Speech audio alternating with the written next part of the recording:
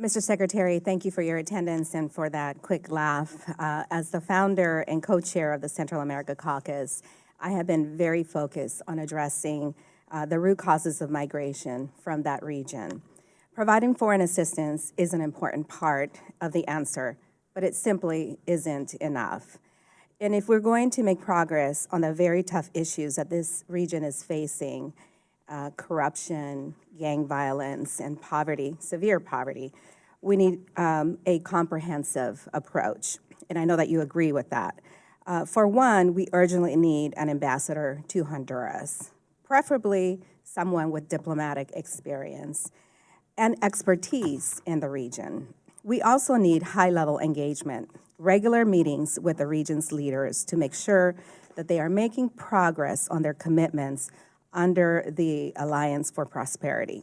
And sometimes we need to take tough actions when these leaders do things that are contrary to our mutually agreed goals for the region. So I was surprised to see that on September 1, 2018, the day after Guatemalan officials decided to misuse J8 Jeeps that the U.S. donated to them for the purpose of counter-narcotic efforts at the border of Mexico. They utilized these vehicles in an effort to intimidate our U.S. embassy diplomats. And I was surprised to see that on September 1st, a tweet from your account stating that our relationship with Guatemala is important, and we greatly appreciate Guatemala's effort in counter-narcotics and security. Now, your budget request includes $256.3 million for the Central America Regional Security Initiative. Combating corruption in the Northern Triangle has been a major priority for the U.S. strategy for engagement in Central America. Can you tell me, how does your budget request prioritize the fight against corruption in the Northern Triangle? Thank you. Thank you for your question. Thanks for your attention to this important place that, frankly, I think doesn't get the focus that it needs. That you see the challenges at our southern border.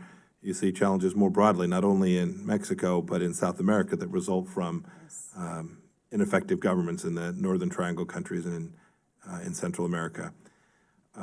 So not only the State Department, but other elements of the United States government, DHS, DEA, and others are all focused on taking the RSI, the Regional Security Initiative, and delivering against it.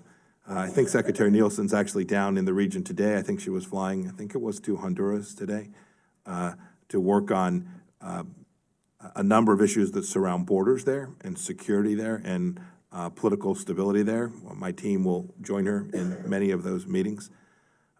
Our priority really is to find the leaders in that region that are prepared to do the things, the difficult things that haven't been done for an awfully long time under different administrations in the United States as well, and convince them that getting more stable, more democratic outcomes there can truly benefit the people of their country and lead to stability in the region. We know we have a role where we can assist them from a security perspective in countering transnational criminal organizations that are moving people and drugs out of there into the United States through multiple methods, and we're committed to doing that. And we think we've got this resourced in a way that is reasonable.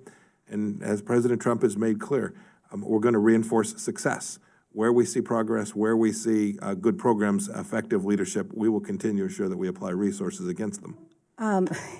I agree that we need to encourage them, but at the same time, we don't need to encourage bad behavior, especially when they try to intimidate our diplomats in that region. I think that that was a slap in the face to us as Americans, and I think that we should have responded accordingly by removing those vehicles and not rewarding them by giving them 4 additional vehicles after that incident occurred.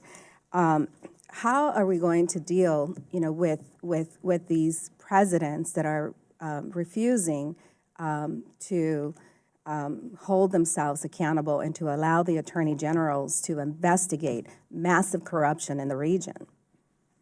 Well, we've seen challenges on all sides in each of these countries, both from the leaders and sometimes from the investigators too. The UN has a role. You're probably referring to CSIC in Guatemala as well, and their role. You saw decisions we've made where we didn't see the transparency, the rule of law from those folks in the way we needed to see that too. Look, it's difficult, and you know this as well as I do. We're trying to find those who are prepared to set up truly transparent rule of law, democratic institutions, and support them. My We time hope is their up, people in sir. the country will support them as well. And you should know too, I take it as a priority to make sure and protect my diplomats and officers that work under Chief of Mission Control, even those that aren't State Department officials, to ensure that we do right by them every day. I think we did that there in Guatemala as well. I sent you my questions and concerns ahead of time, and I hope to be able to continue that dialogue in the next round. Thank you.